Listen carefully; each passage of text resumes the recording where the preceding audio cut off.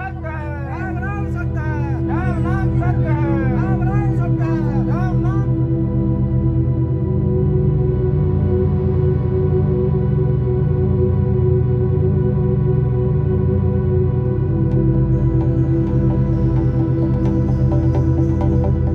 मृत्यु से संबंधित हिंदू परंपराएं अलग अलग जगहों पे अलग अलग रूप से निभाई जाती है, परंतु कुछ मूल आध्यात्मिक सिद्धांतों के मुताबिक यह सब एक समान सा दिखता है।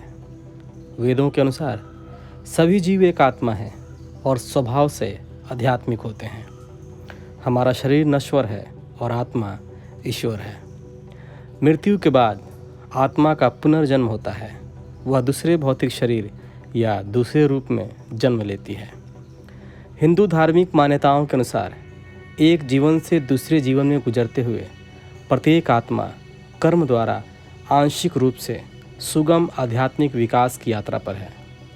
मनुष्य को जीवन की एक श्रृंखला में अच्छे या बुरे दोनों कर्मों के परिणामों का अनुभव होता है।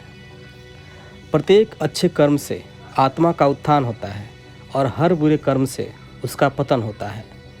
जन्म और मृत्यु के इस चक्र में फंसकर जिसे संसार के रूप में जाना जाता है, आत्मा अपने कर्मों के परिणामों का अनुभव करती है, जिसके माध्यम से वह अधिक जागरूक हो जाती है कि उसके कार्यों का दुनिया पर और उसके आसपास के लोगों पर क्या प्रभाव पड़ रहा है।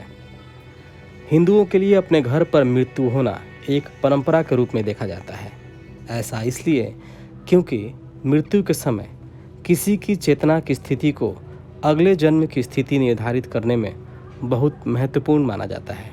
इस वजह से हिंदुओं के लिए अंतिम समय पर घर पर होना पारंपरिक सी चीज़ है, जहां वे परिवार और करीबी लोगों से घिरे रह सकते हैं, जो एक आध्यात्मिक माहौल बनाने में मदद करता है और आत्मा को शरीर से शुभ तरीके से विदा करने में भी मदद करता है।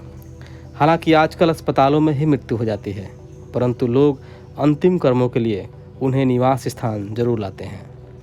हिंदू मान्यताओं के अनुसार मृत्यु के समय किसी आध्यात्मिक मंत्र पर ध्यान केंद्रित करना अच्छा माना जाता है। इससे ईश्वर की उपस्थिति का भान होता है। आत्मा को भौतिक और सूक्ष्म शरीर दोनों से आवृत कहा जाता है। भौतिक शरीर के मरने के बाद सूक्ष्म शरीर कार्य करना जारी रखता है, जिसके माध्यम से आत्मा अपने अगले गंतव्य पर जाती है। चूँकि जीवन भर इतने सारे लगाव मनुष्य उत्पन्न कर लेता है कि फिर आत्मा के लिए संक्रमण करना मुश्किल हो जाता है, जिससे उसकी राह बाधित हो जाती है। सभी प्राणी शाश्वत और आध्यात्मिक हैं, जबकि भौतिक शरीर अस्थायी है।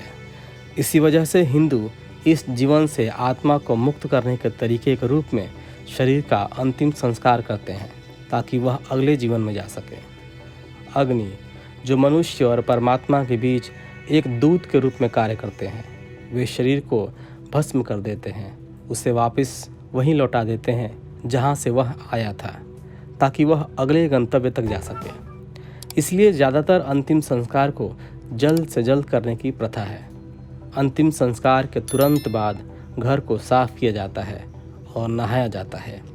दाह संस्कार के बाद राख को गंगा या भारत की अन्य पवित्र नदियों में से किसी एक में बहा दिया जाता है, जो भौतिक शरीर को पूर्ण रूप से समाप्त कर देता है। साथ ही आत्मा को अगले जीवन में ले जाने का भी प्रतीक है। तो ये थे हिंदू धर्म में मृत्यु से संबंधित कुछ रीति रिवाज। अभी के लिए बस इतना ही। मिलते हैं आपसे अगली वीडियो के साथ। धन्यवाद।